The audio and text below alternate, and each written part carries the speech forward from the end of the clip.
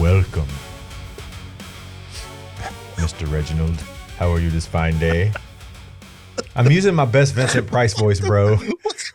We're talking about like ghost ghouly stuff today, so I'm trying to use my best Vincent Price voice, and you laughed at it. That's dirty fool right there, bro. Welcome. Hello, everybody. Welcome. Welcome to R&B Talks. I am Brian. This is Reggie. Oh, my Lord. You know you like it. Well, yeah. How are you, Reginald? I'm good, man. You good? Okay. You good? Anyway, I'm good. How was the week other than the back? It's good. Very busy. Yeah. Inventing new things and creating new things. It is what it is for a. And he's a very busy man creating technologies for the future. I actually didn't do too much of that this week. It was more like a app post-launch, like, let's just chill for a minute. So how is the app doing? Oh, man, I got like a whole 16, 17 downloads, bro. You got to start somewhere, man. Yeah, I'm not worried about it. They say like you got to leave it for like 30, 60 days or something. And it takes a while for it's a mess. I don't want it. Yeah. Okay. I'm not worried about it, I guess. How many, do you have any paid applications? No. Not yet. Okay. It'll happen.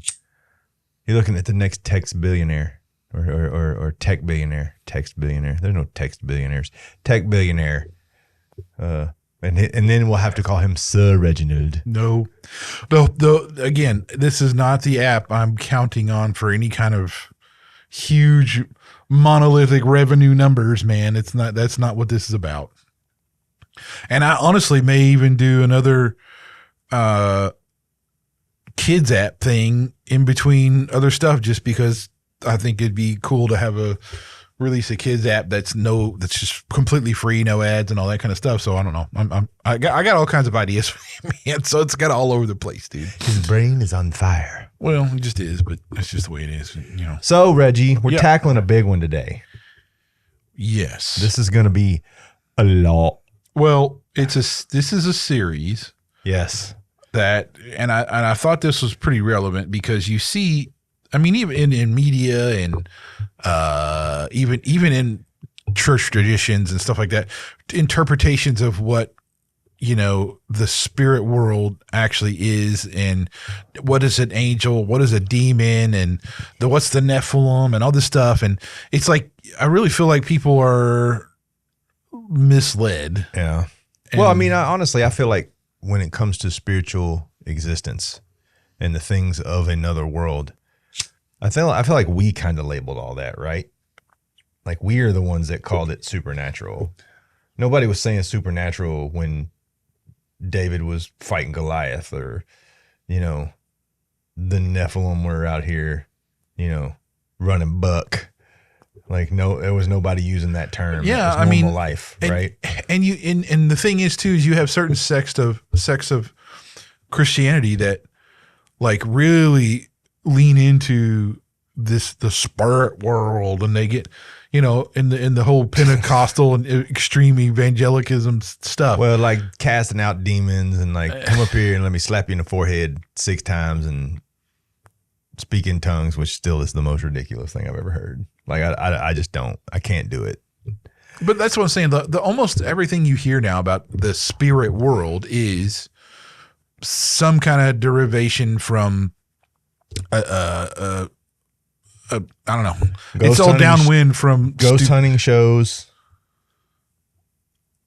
vampire movies, werewolves,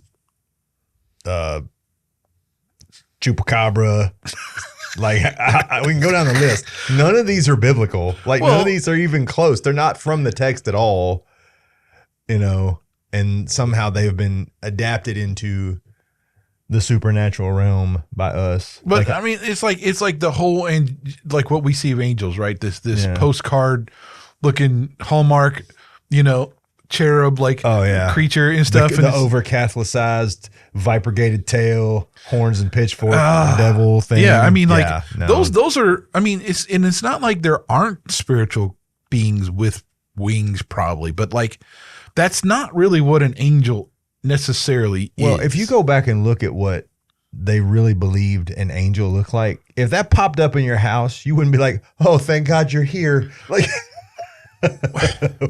yeah. And I mean, there's, you know how many times when an angel appears before someone in the Bible, and what's the first thing they say? Do not fear. Yeah. Because it's probably like, oh my. What is that? But here's the thing. And you know what? In this episode, you should post in the episode some pictures of what angels actually are supposed to look like, as opposed to, like, you should put like the cherub angel and then the actual angel, because the actual angel look like it's going to eat the cherub angel and spit it out and then breathe fire on it because it's crazy looking. Well, but that's the thing. Even those interpretations of what an angel is biblically looks like by the description is still probably not correct either. Yeah. So, because we'll get to this, but angel describes a function, not an actual central being. Yeah. I mean, so there's that point, but and there were different castes of angels. Well, there is. And I mean, and I guess what I'm going to say right now is that we've kind of nailed two types of spiritual beings, and we don't have any more. They just say you have angels or demons, but that's just a shallow view of what actually is there. There's a whole lot more. If you here's the thing, if you dig deeply into the text of the Bible, if you actually spend some time really reading, not going to the hotspot verses that everyone uses, but actually reading each book, there's some stuff in there, man, that you really got to kind of do a little research, because it's, Jonah got swallowed by a whale. Like, was that a supernatural whale? All kinds of stuff. Leviathan? Leviathan, yes. The four horsemen of the apocalypse. There's a whole lot in there that I don't think anybody really has taken the time to actually think about what that is. I'm not saying that the book of Enoch needs to be in the canon, but if you read the book of Enoch, there's some strange birds in that book too. Well, yeah, I mean, and Enoch plays into this a little bit too during this series, because it's not considered canon as far as like actual scripture, but it doesn't mean it doesn't have some sort of legitimacy in it from some kind of historical or representational background kind of thing. I mean, there's not, I wouldn't put it above God to have given someone the vision of that book to write it so that it would have historical text. Well, speaking of text though, but I mean, I think the point we got to make here is that where we got the two terms, angels and demons, from the Septuagint. And this was like the Greek translation back. It was what they did. They had a Greek translation of the Hebrew Old Testament, right? This was, started around 250 BC, and basically it's short form is LXX. It's just the Roman numeral for 70, which just means how many translators were working on it. So as far as I know, anyway, I'm not going to, I think that's close.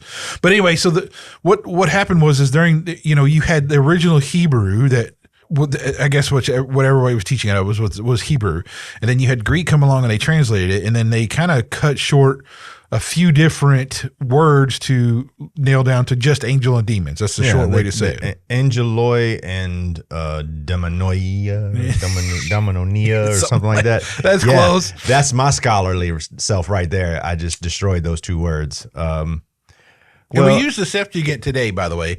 That's like when somebody goes to do another translation or update a translation, they will look at the Septuagint that is for a reference to what the text is. Not that that's the only thing. I don't want to say that either. There's an exhaustive thing about that, but yeah. Well, and this isn't conspiratorial either. We're not trying to hide anything, right? We're not trying to,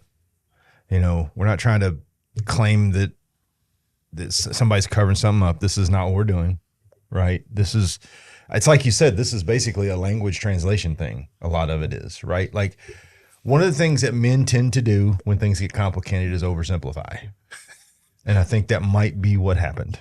Well, it goes back to what you were saying about natural versus supernatural. I mean, because when you're talking biblical times, that didn't exist. Mm-hmm.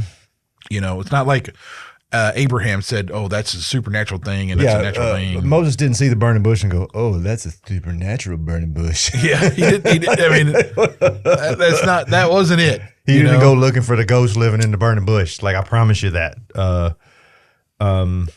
You know, they're modern categories. They have nothing to do with biblical times. Now, I have heard some preachers kind of push those words into trying to describe like angelic beings and demonic entities, and they'll use the word supernatural.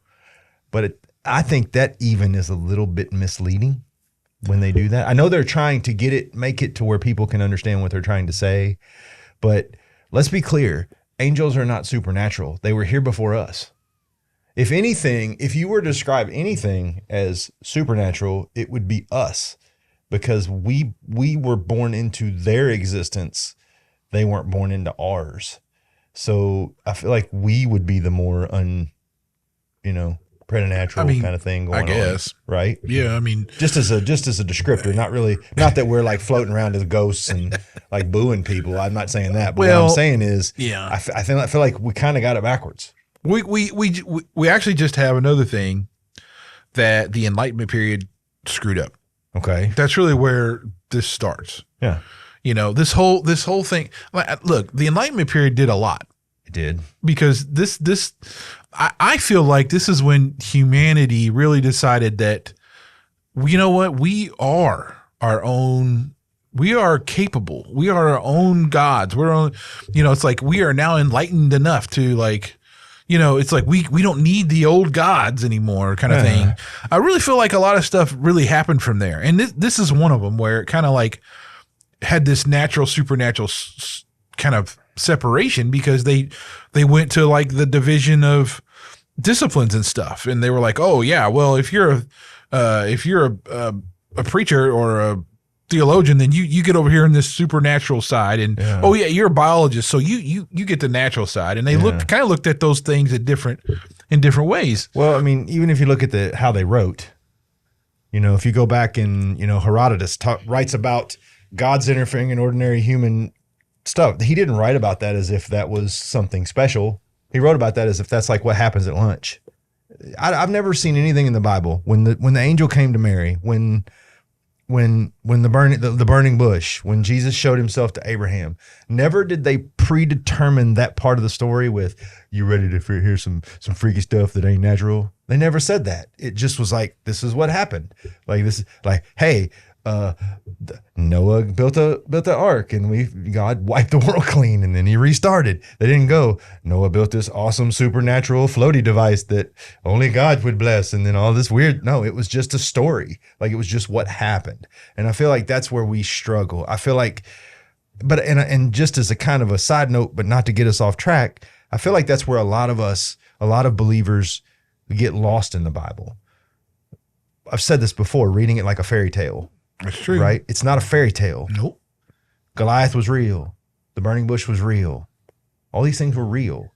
And it goes back to something I've even said further back in our episodes, which is, I believe the reason that we don't see the larger miracles and the bigger arc of what's going on is we have become so jaded to even the smaller miracles that we get to witness every day, that even if it was in front of us, we're coming up with excuses that it wasn't real and saying it didn't happen. But that's where it started from. Yeah. So, I mean, we decided that a credential was we decided that explaining away the miraculous, the unexplained and all that stuff, being able to explain those away through some kind of our own science or philosophy or whatever, that was a credential worth having. Yeah. And so we did this. We said, okay, well, that's supernatural. Yeah. We will explain it over here in the natural, if we can. If it's not, it doesn't. It gets over there. The unexplainable becomes the unbelievable, not the possible. Yeah, I mean, it's this whole skepticism crap just kind of just overwhelms the disciplines all across the board. Yeah, because it's just like it's just another tool. Yeah, you think you're getting into, we're going to talk about supernatural versus natural, and it's going to be a neat and clean. It's actually not. It's a very wide open, very broad subject that you got to get into. Yeah. But I mean, so the point here is really where I want to say we got to draw some defining rules around how we're going to approach this stuff because of that. Yeah. I think that's a good idea. We're going to say there's 4 different type of claims. Okay. There's the textual, which we're talking about is like what the manuscripts actually say, or is that what scripture actually says, that kind of stuff. Historical, we're talking about a historical claim, which is, did this happen? It's got documentation behind it, historical context, that kind of thing. Physical, is there actually like a physical artifact or some kind of thing that exists that can define whether that claim is legit or not? And then there's the experiential part. So that's like the eyewitness account of, or I felt this, I saw this, I smelt this, whatever. And those kind of things. And I want to say that here's the part that's important, because you really need to divvy these out, but it's not like one is more than the other in some cases. And I want to say that clear, like, just because someone experienced something does not mean it's, and there's like no physical evidence, doesn't mean it necessarily didn't happen. It means and you don't want to sit there and say, call somebody a liar because they just explained an experience to you. You don't have it's hard to say someone's lying when you have no context for what they're speaking, right? I mean, especially if it's experiential and it's not. I mean, it's different if somebody takes existent data and corrupts it. I can say you're being dishonest, but there's no existent data for a spiritual experience, right? Right. And this is, I'm going to hold this, and we're going to state this every single episode, to be honest, because it's very important, because there's no just demand for physical proof of an experience claim. And there's no like experience, like physical proof that doesn't have an experience behind it or something. We really have to like look at this from all angles and say, how can we do that from these 4 types of claims? Yeah. Okay. And we're looking at different types of things as what could lead us to I would say almost call this a probability of truth or not. Yeah. How many biblical story claims are there in the Bible that have now been proven archaeologically? Right. Quite a few, right? But up until that point, a lot of those people were called liars or exaggerators or false claims. And now people got to go back and eat a big old spoonful of crow. So, and we'll try to do this in the episodes. We're going to probably get on a rampant pace here and forget to do something. But that's the goal, is to include these kind of identifiers and stuff from it. Yeah. And also too, and this is one I thought about too, is like, we have to ask the question of like, what claim or what kind of evidence do you need to change your mind about something? And if that's like a definite no, that's a different thing. That's a conviction. That's not a question. Right. Right. So those are important. But and that's to lead to how we actually decide whether to believe it or not. Yeah. Okay. Now, here's what we're going to look at now is a text. Okay. And because this kind of leads into where we're going. And this is Deuteronomy 32:8. Okay. Okay. So in referencing this, we have the Masoretic Text and the Dead Sea Scrolls. Okay. Now, the Masoretic Text, we're talking 7th to 10th century AD. Okay. It's behind most of the English Old Testaments. Mm-hmm. And then you have the Dead Sea Scrolls, which were found in 1947, and those were roughly 200 BC to AD 70. Okay. Mm-hmm. Which is considerably older than the Masoretic Masoretic texts. Okay. Now, what this does, okay, it does not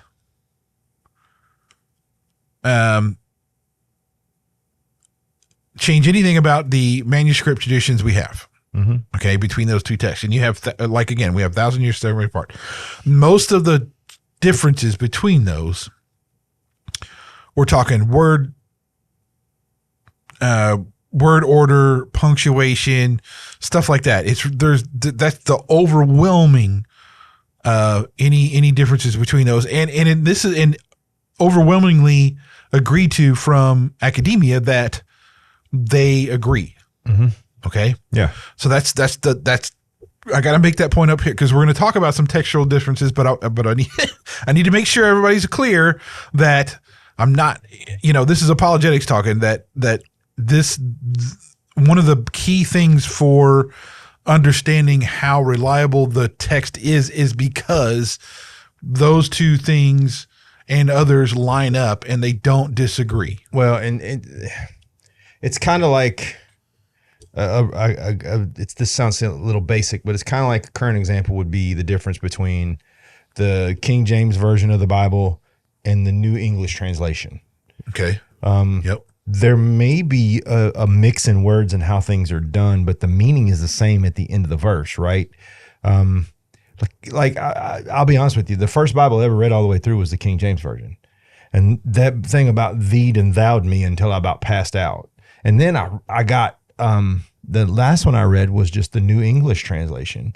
And it was so much easier to understand and so much easier for me to comprehend certain things because there wasn't a lot of convoluted, but that's the same in two texts. If I find a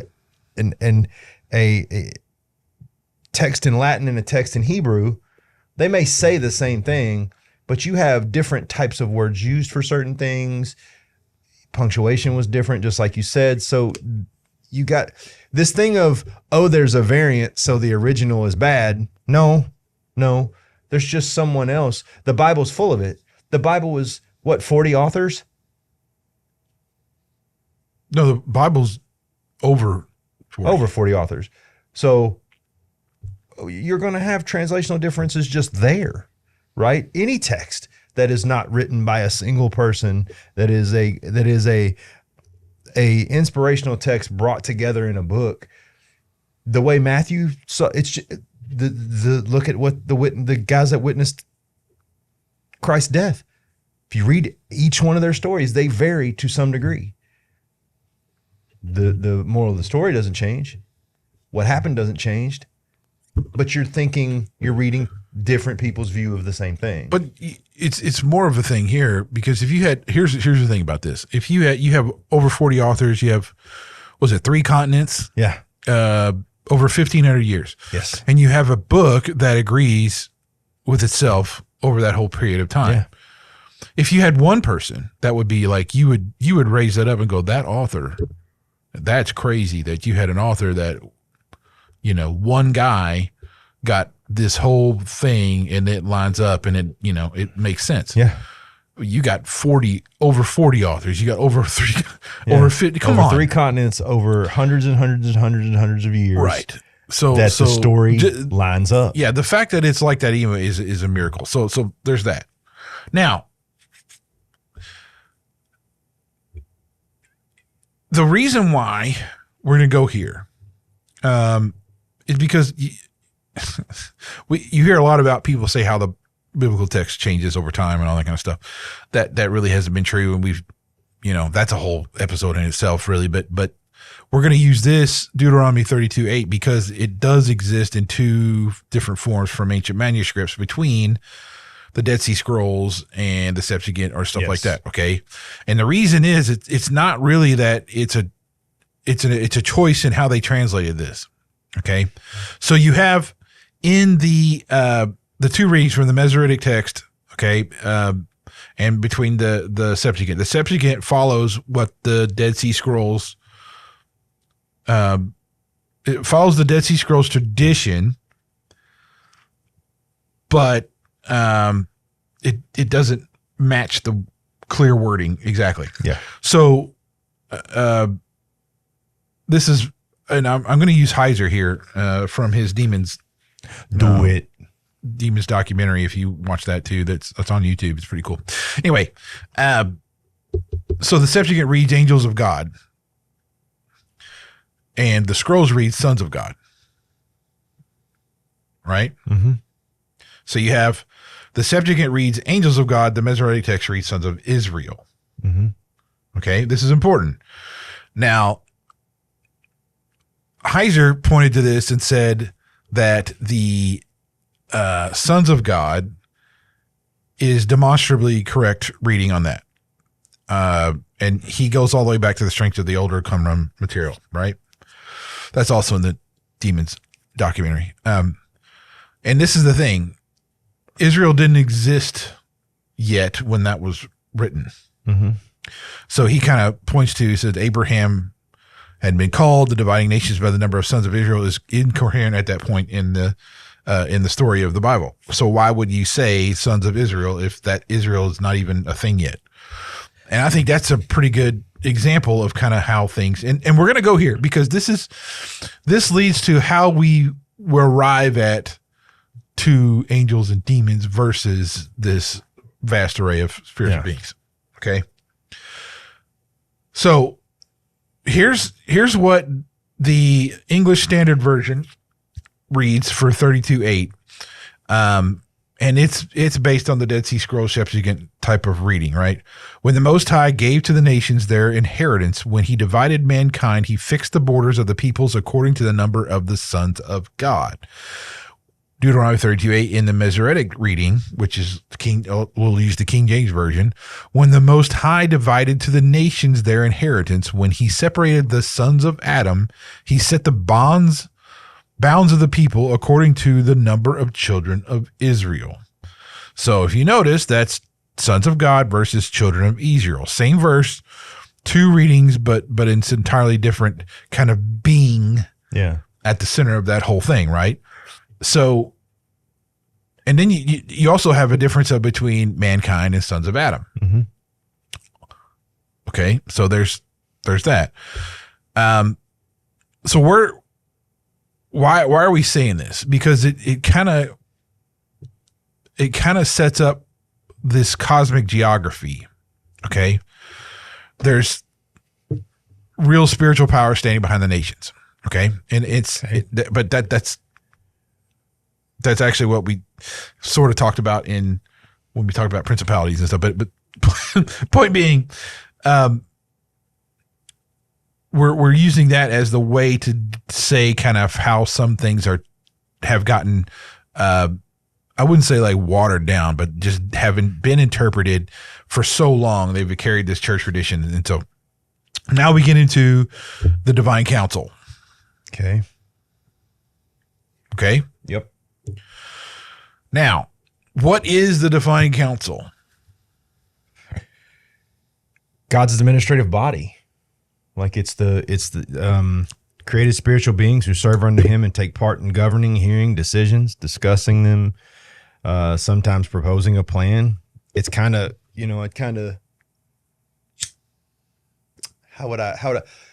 a royal court of sorts, right? Like a King Arthur's court, maybe, sort of thing, where all the most powerful warriors and things like that. I'm not saying warriors, but kind of giving a visual, right? So not equal to God. Let's put that out there. Well, yes. Psalm 82. Okay. Here's where we're at. It says, and we'll get to what it actually says here in a second, but it for me, it points to the idea that there are these beings that God created, and they sit in an assembly or a council or chamber, whatever you want to say, and they consult and with God rule and make decisions over the universe. Okay. And the reason why we come to this is because of the word Elohim. Elohim is important because it has a singular tense and a plural tense as well. It's the same word can be used for both. So you could have the capital G God and you could have lower G gods, and both of those come from Elohim. You with me? Yeah, I'm with you. Okay. So, and you also have like how the well, let's do this because I think this is what it is. Let's look at the English Standard Version of Psalm 82:1. Okay, Right. Here's what it says. This is the divine reading, right? Mm-hmm. The God has taken his place in the divine council. In the midst of the gods, he holds judgment. Okay. Yeah. So here we have, and here's the King James Version. God standeth in the congregation of the mighty. He judgeth among the gods. Yeah. Elohim is the word behind those. It's the same. That word is there. That's where this is coming from. But you have two different renderings of what that actually means coming from here. Yes. Okay. You have one saying divine council, one saying congregation of the mighty. Now, what's happening is congregation of the mighty, it's rendering the L part of the Hebrew as the mighty, and it buries the whole divine thing completely. Yeah. Okay. So what if you were reading the King James Version, you'd see that quite a bit differently than a divine council. You would read that as some kind of just body of that gods, was whatever, right? Or body of divine beings, whatever that might be. Yeah. Now, let's throw this out there because I thought about this as I was studying. Would that be considered angels? Or is this a body of individuals unique to each individual? I don't think it's angels. I think angel, because I think when we get into that part, especially in our angels episode, we'll talk about. And I only ask that because I know a lot of people are going to go, it's his council of angels. That's not, no. Again, angels of function. Yeah. These are not messengers. Yeah. And we'll get into that later. So, yeah, correct. This is not, I would not say that you could classify the divine council as angels. And just to kind of reinforce a little bit, I got a list I want to go down real quick. These are just some of the divine and celestial beings that appeared in the Bible. You have God, of course. You have angels, cherubim, seraphim, watchers, right? All different castes of angels. You had the adversarial infernal beings, Satan, demons, Abaddon, all those individuals. Giants and hybrid figures, Nephilim, Rephaim, and Anunnaki, right? Mythological and apocalyptic beasts, Leviathan, Behemoth, the dragon and the beast of Revelation.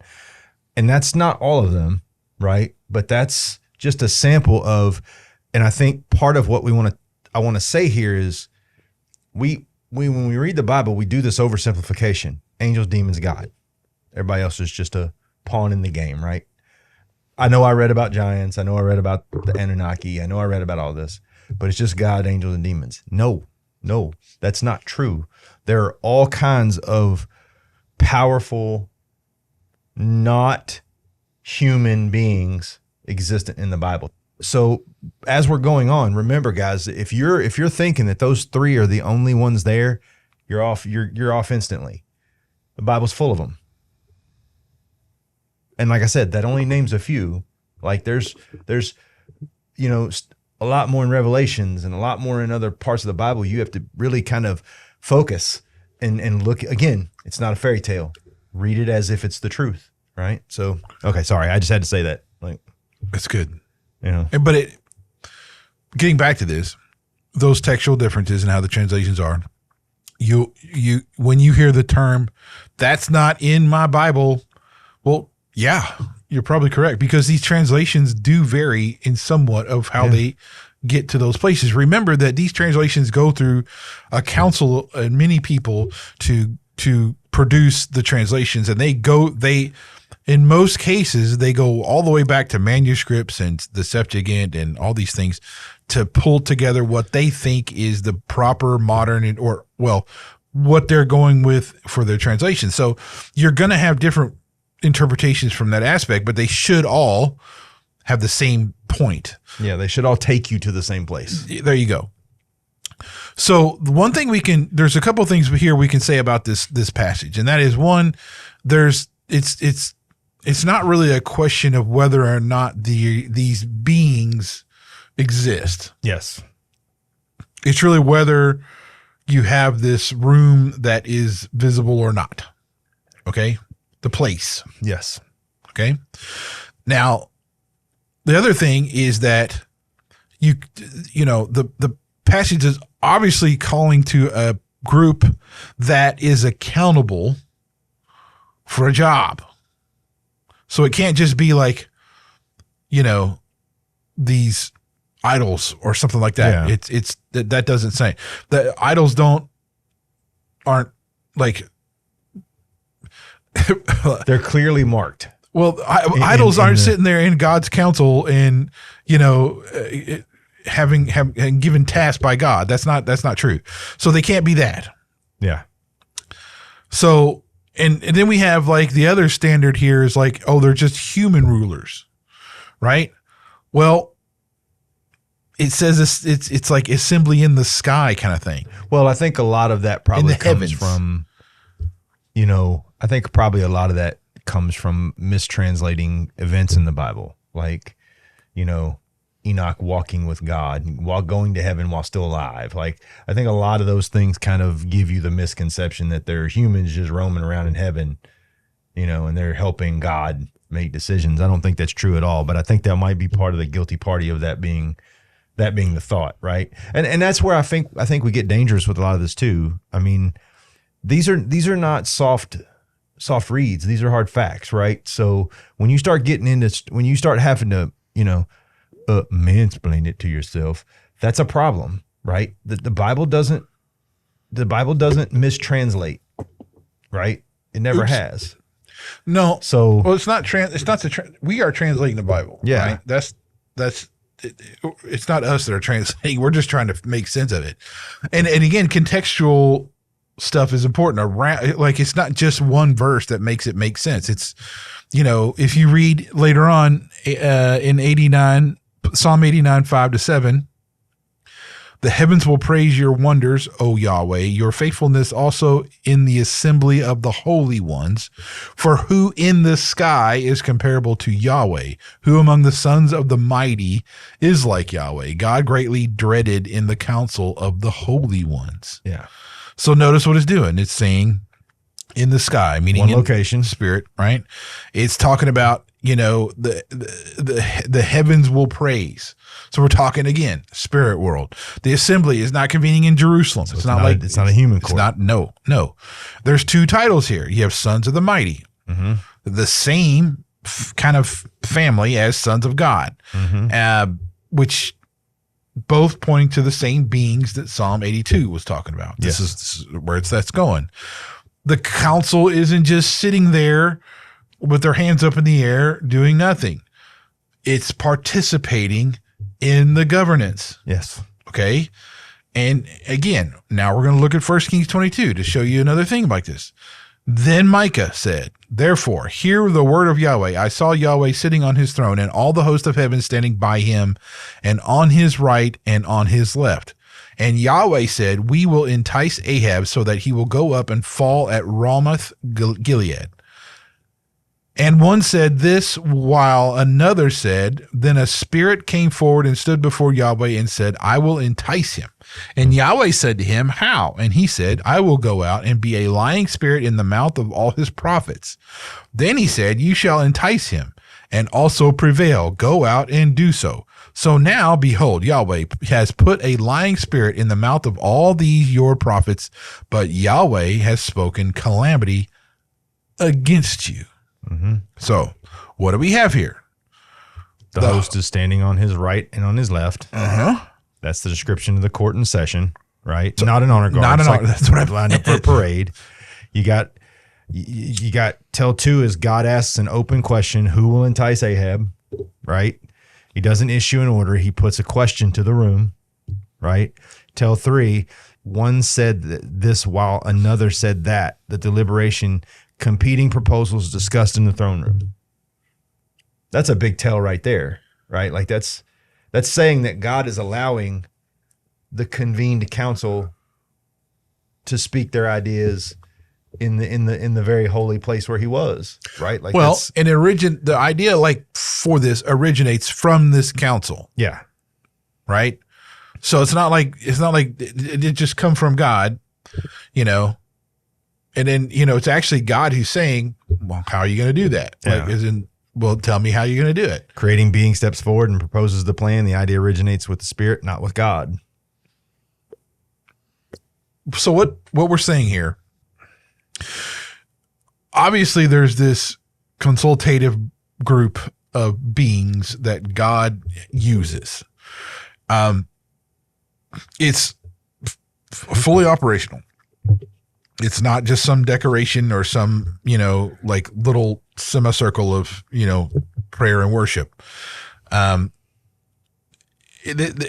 me, and I thought about this a lot. So if you think about that and you're like, why does God need a divine council? Why is he even doing this? Doesn't that kind of, you could see that being like a point to say, well, that's lessening God. But if you think about it, he's the one on the throne. Well, he's still the one most high.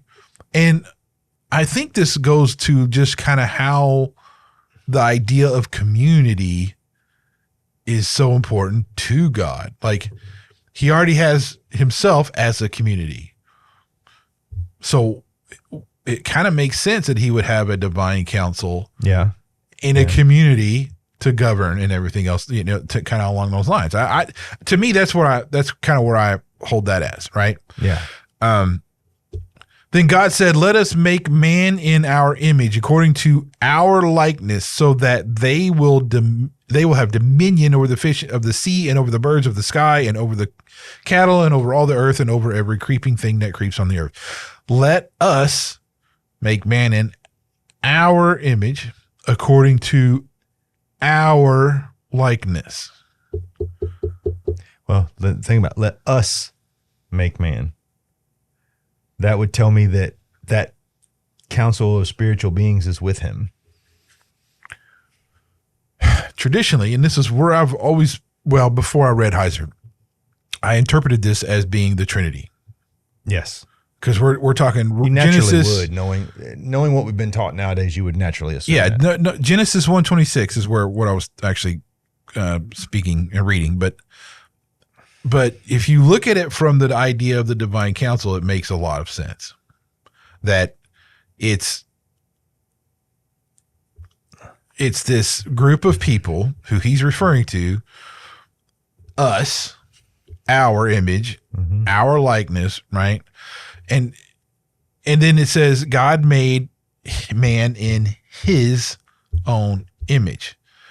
So not theirs, his. So the announcement is plural. Creation is singular. Yes. I think that's a critical thing to understand. So the council hears about it, but they're not participating in any of that work. That's God. Yeah. Okay. Agreed. Which should tell you that still lands God as the ultimate creator. The council may consult and be asked to do some things and be responsible to and report back to God, but God's still the creator. Yes. Okay. That's I just want to say that out loud. So I know a lot of people, especially myself, who were wrapped around the Trinity in that whole thing. Yeah. But I got to say that it makes sense when you incorporate the idea of this divine council. And we got to move on to Job, because this is kind of where that kind of puts the divine council back there at the creation itself, right? Mm-hmm. So Job 38, 4-7. Where were you when I laid the foundation of the earth? Tell me, if you know understanding, who set its measurements, since you know, or who stretched the line on it?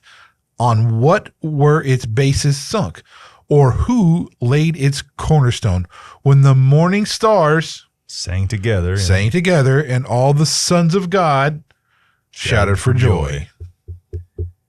So the two important things there, the morning stars sang together, and all the sons of God shouted for joy, right? Those are parallel lines. So in Hebrew poetry, you got to understand parallel lines it's the same thing twice, okay? The morning stars are the sons of God. That's what it's saying to you, okay? Now, the other thing, this is at the laying of the foundation, okay, which means they were already there. Already a group. Already celebrating. Already doing that. And this is it. God is speaking out of the whirlwind here. It's not some kind of narrator, to the side, talking about, oh, Jimmy and Bobby went here. No, it's not a fairy tale. There we go. So, I want you to make that voice again. Like I was like, oh, he's so talented. He makes the voices. All right, so we know the council is populated, right? Yes. We know this is a deliberate thing. God has a council. We've kind of shown briefly what that is, or that it is there. We see that in the text, that kind of thing. So what actually are the beings in it? And we kind of talked about this a little bit, that they're not angels, and what does the actual Bible actually call them? And we've already said this too. Elohim. Yeah. But what is Elohim doing? They are counseling with God. I know. They're celebrating. It's a word that says, like, where do you live? Elohim. Yeah. Elohim gives they're the spirit world resident. Spirit world resident. Resident. Okay. They are resident of the supernatural. It's Yahweh is one, right? He is Elohim. Yeah. So the council members, gods of the nations, that kind of thing. Even the humans who have died, Elohim. Same category, but they're wildly different things.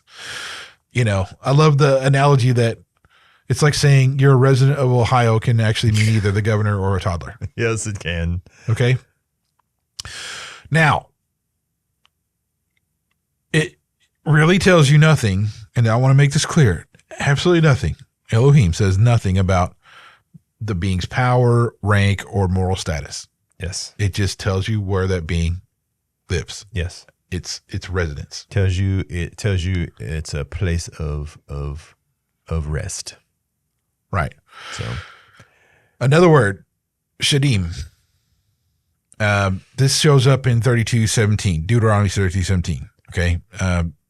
In English translations render that as demons, but yes. Everything is about the words. Yeah. Here. Shadim versus Elohim. Two different things. Okay. He's in the category of the Elohim. He's not in the Shadim. Right? Yeah. Okay.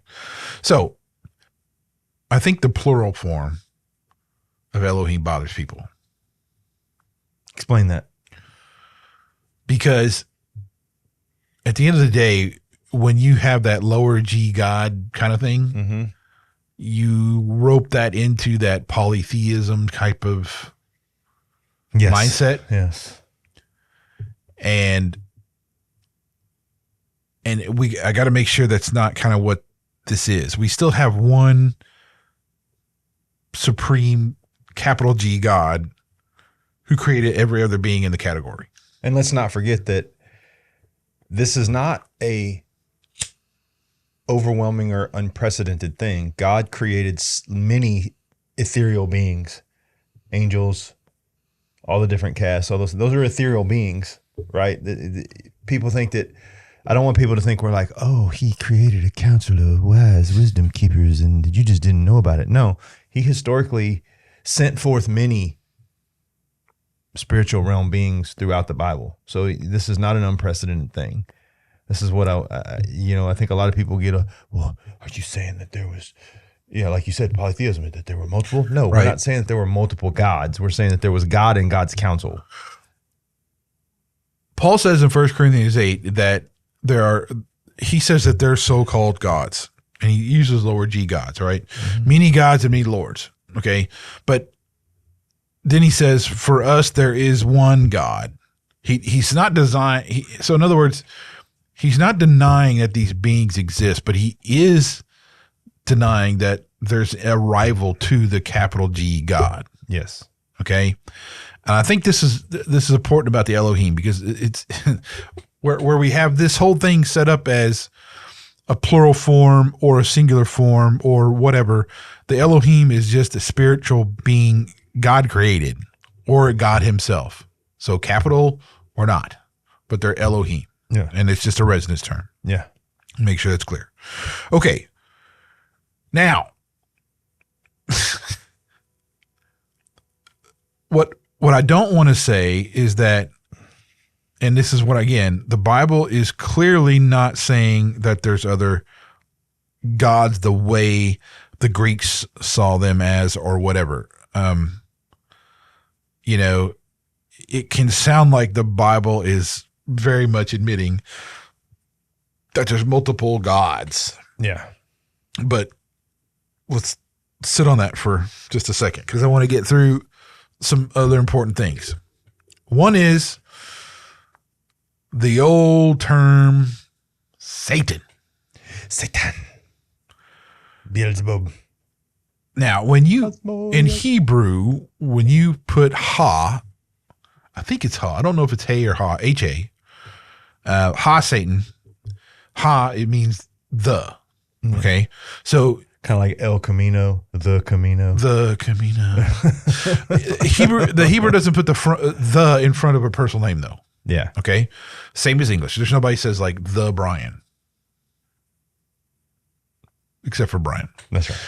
So when ha Satan in Hebrew means the adversary or the adversary or the accuser. Okay. Yeah. It's meant as a job description, not a name. Yeah. Now that probably is going to surprise a lot of people. Well, I think what we need to remember is that the devil, let's just call him the devil for, to make it a little on the nose. He had a name, right? He had a name. Satan is Satan is his job description. I don't know why this is, Reggie. I don't know why we do this, but I feel like we have to make our villains somehow anti-villain, right? Does that make sense?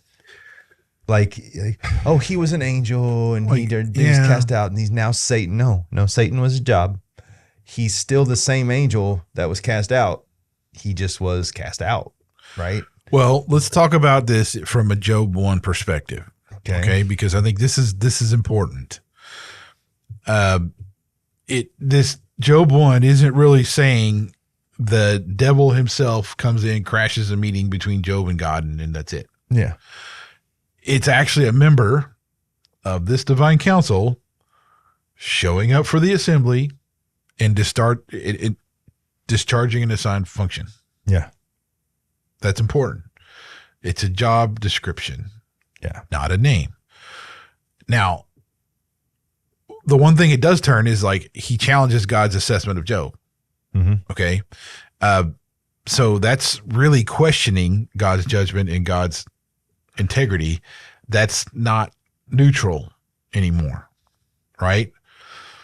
So there's where I guess where you're going to say is, where it became a name, Jewish writers apply the name in Genesis 3. By the time you get to the New Testament, 400 or 500 years later, it's functioning as a proper name. Yeah.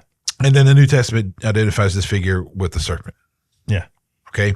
So I think where we land on this is really like there's a real being. Yeah. And the New Testament identification still stands where it is. But what arrived later is the name. The claim about, vocabulary about whether or not the being exists, that's not. Well, even in Genesis, I don't think tell me if I'm wrong, but even in Genesis, they don't call him Satan. No. It's the serpent. Well, and that's Nekesh. Yeah. Okay. The Hebrew word Nekesh. Yeah. But it also carries something like the shining one or diviner. Yeah. Right. Which is why I don't think it was a talking literal snake. Yeah. Okay. When you look at the Hebrew, that doesn't make sense at all. And I want to say this. The thing is, Genesis 3 never called Satan anywhere in the Hebrew. It's not. So the connection between those was made much later in the New Testament. But it isn't sitting in Genesis. We got to say that. So let's look at Job 1:6-7. Now it was the day that the sons of God came to stand before Yahweh, and Satan also came among them. And Yahweh said to Satan, from where do you come? Then Satan answered Yahweh and said, from roaming about on the earth and walking around on it. Now, where's this supposed capital S Satan standing? Elohim. He came to stand before Yahweh. Mm-hmm. We've kind of seen that as the council. Yeah. This divine assembly of beings, right? Okay. Capital S Satan is what I just read is from the LSB as a name. Guess how many other translations have that same thing? All pretty much freaking all of them. All the English translations. They're all the. Yeah, it all has a proper noun there, but the Hebrew underneath it doesn't. That's really the point I want to make here. In Job, it's not everywhere in the Old Testament, by the way, just in Job, because you do see in First Chronicles where it doesn't have the article, by the way, but in Job, it's that article is there. Okay. So look at what he does, though.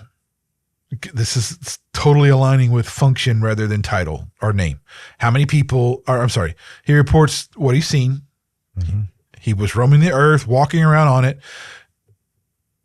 And he's basically just accounting for the assignment that he was given by God. Does that make sense? Yeah. Okay. So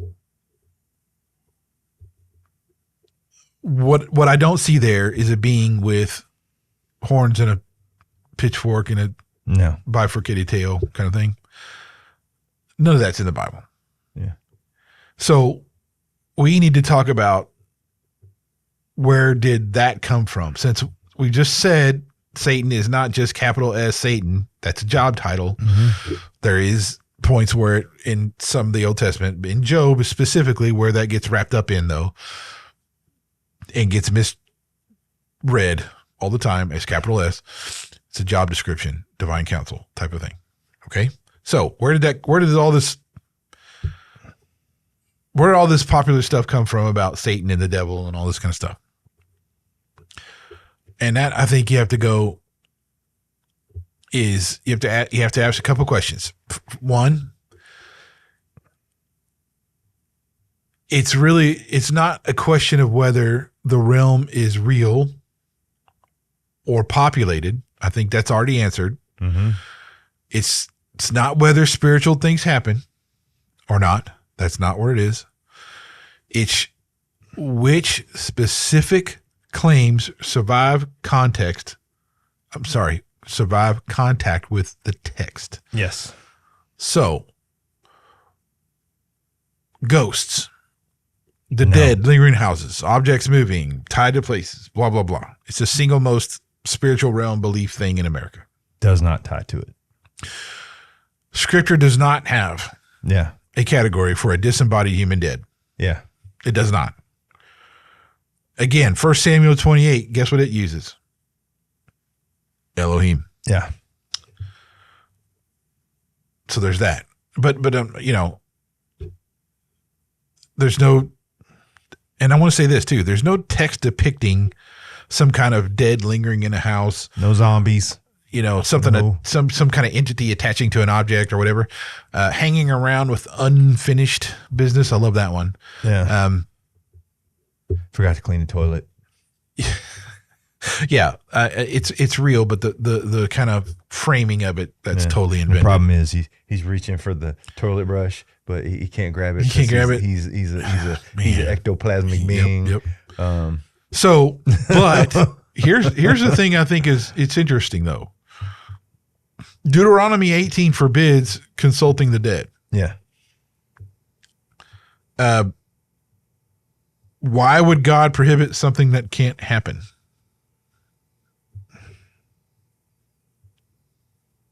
My first answer to that question would be idolatry.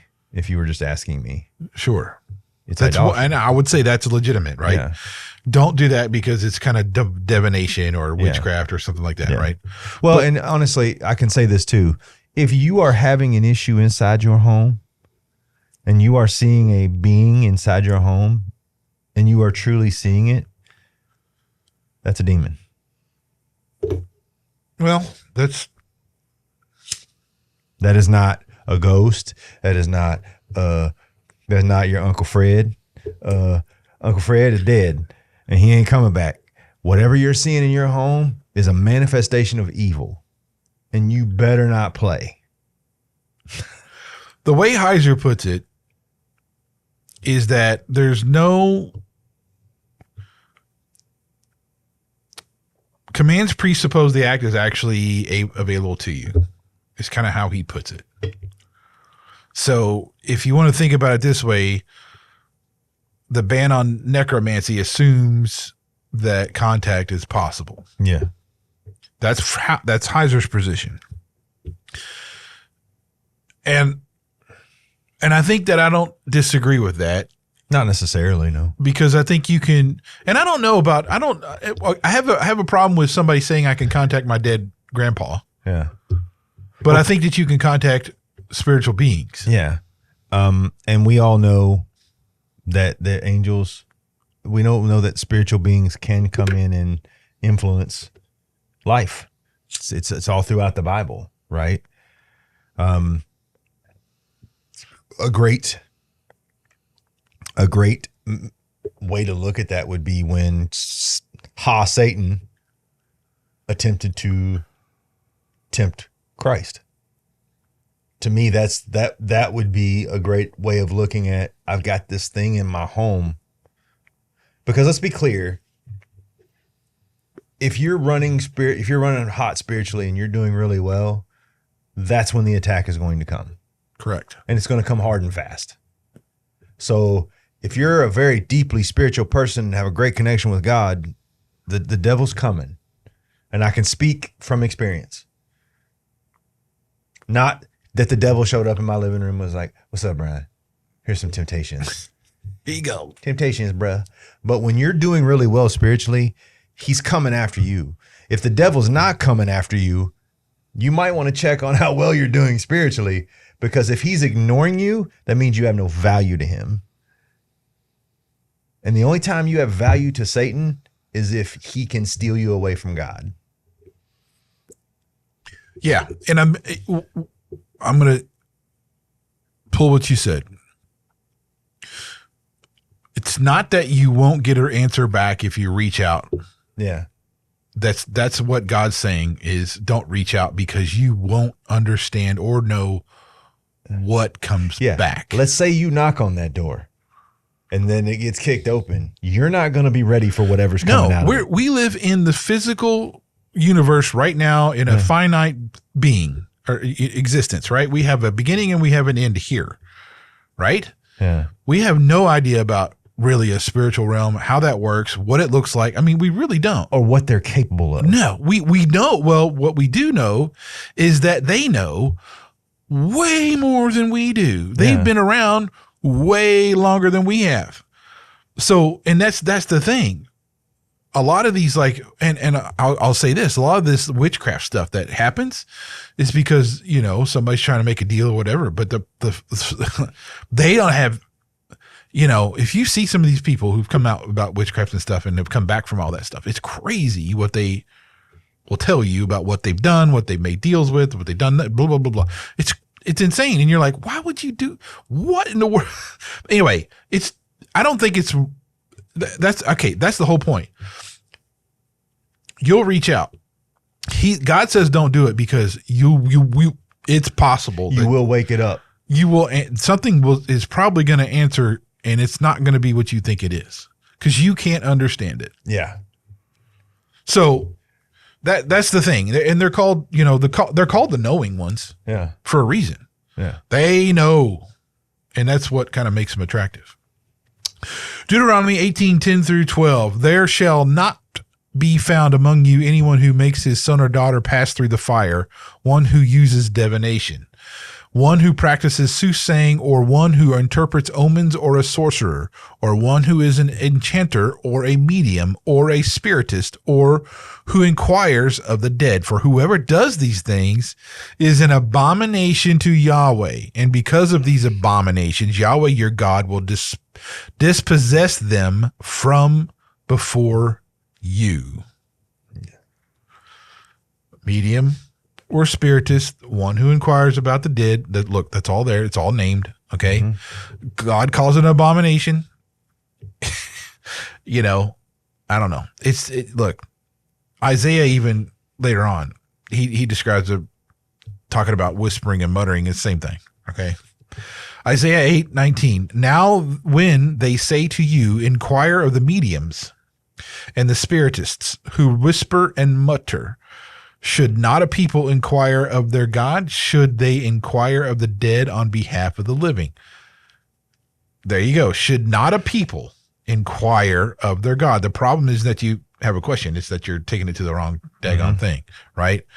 And so, in other words, all we're saying here is that really we're talking about actual, like, why this divination and all this stuff is, and we're just pointing out that there is another link here to a spiritual realm, talking about stuff that we can contact. And Isaiah was not warning against some imaginary being. No, it's not. So there's real danger. We can see that now from testimony, even right now today, from the people that does witchcraft and stuff who's left that and become Christian. We can see that today. And that's a compelling story. And that's, you know, if you want to label that as evidential evidence there, right? Strong evidence, because I think that some of their tale, obviously I haven't read like exhaustive amounts of these, but there's some of these that do line up with what Scripture says. Yes. So what that establishes, though, is that there's human dead as residents of the spiritual realm. Okay. Actually, I didn't. I skipped over 1 Samuel 28:13.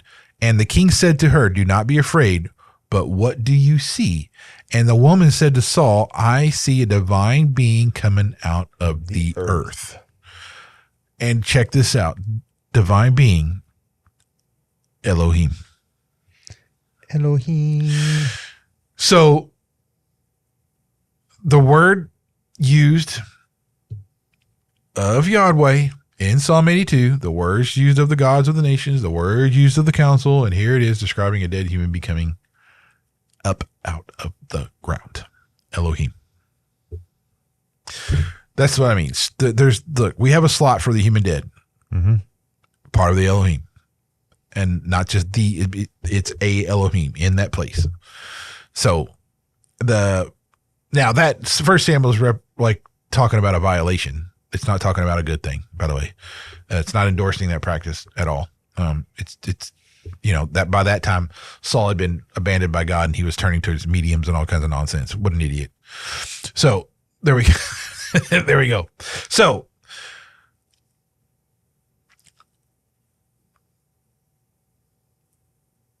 no one's saying that you've been in a house and it felt wrong. And that was like, no, you're just. Well, God gives us discernment too. Yeah. Right. Nobody, I guess what I'm saying is nobody's calling out like a haunting or something like that imaginary. The question is, what do you do with it?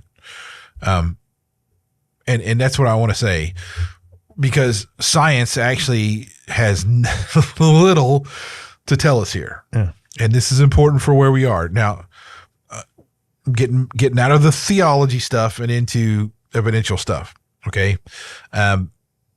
So because I'm talking directly to all these like ghost hunting shows and stuff like that, which I find to be absurd. When you watch these ghost hunting things, you always have these big experiences, right? You have all these things. It tells those things well. It has dramatic representations. Dramatic music. Yeah. But it doesn't tell you whether or not the spiritual realm exists. Yeah. Because they don't have a method to do that. Anyone claiming science disproves the spirit world has overstepped their own tool, right? Yeah. So what do we have that science actually says? Sleep paralysis is one. There was 35 studies, 36,000 some odd people, 7.6% of the general population and 28.3% of students experience it. Okay. It's described as nighttime encounters, a sense present in the room, pressure on the chest, complete inability to move. Those are all part of sleep paralysis. Shows up across every culture and with all kinds of different labels. Okay. Expectation and suggestion is equally as strong. That's there was a study at Hampton Court Palace and the Edinburgh Vaults. They reported some unusual experiences in areas with haunted reputations. Mm-hmm. Believers reported more than skeptics standing in the same spot. So expectation and suggestion play into some of that stuff. Yeah. Pareidolia, I think that's how you say it. Mm-hmm. The brain finding a pattern that isn't there. So this is like when you're like have a strong auditory response or something like that, and your brain kind of seeks its own explanation for what's there, and it kind of goes back like that. And then you have the electronic voice phenomenon, okay? Recording ambient noise and listening back to voices in the static. Now, this is one that I found was interesting. This phenomenon really, they've kind of had some explanations by carbon monoxide, saying that even in 1921, a family hearing footsteps, seeing apparitions, and feeling held down, traced to a leaking furnace. Yeah, it all stopped when the furnace was fixed. That's interesting. Individual cases, by the way, that's not really an evidence of carbon monoxide, but you have two popular debunking that do hold up 19 hertz ghost frequency. That was debunked. That's using this infrasound 19 hertz thing to kind of say if he could recognize the paranormal, mm-hmm. Which was debunked. The God helmet. Yep, God helmet. The one independent double-blind replication found no effect from the magnetic fields at all. The experiences tracked suggestibility instead. The only the only result that actually has peer review and everything like that is the EVP. That comes back as pareidolia. Mm-hmm. But that's the only one that had actually peer reviewed and this a bunch of stuff. But anyway, look, the point being here, and I'll say this, is that science has no way to detect the spiritual realm or if it exists or how it plays into us or whatever. That's just, there's nothing right now. Okay. Just plain flat out. If you're watching the ghost hunting, you're watching some kind of horror movie or whatever, there's no scientific stuff out there that's proved to be reliable to detect something. Okay. Mm-hmm. It's plain flat out. So, Brian,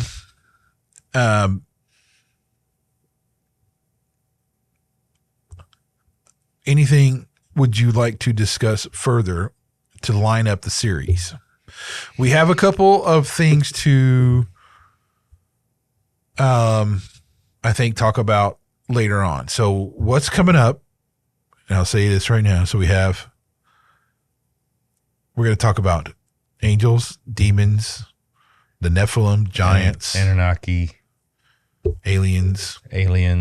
I probably should touch more on the paranormal.